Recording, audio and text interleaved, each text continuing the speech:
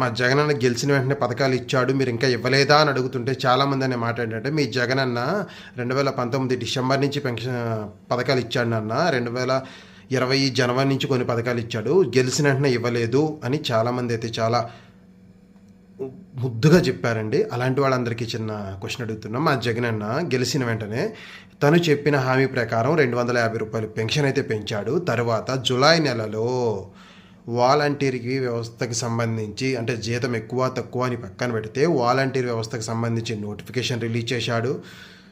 August స్టార్టింగ్లో first వీక్లోనే selection జరగడం జరిగింది.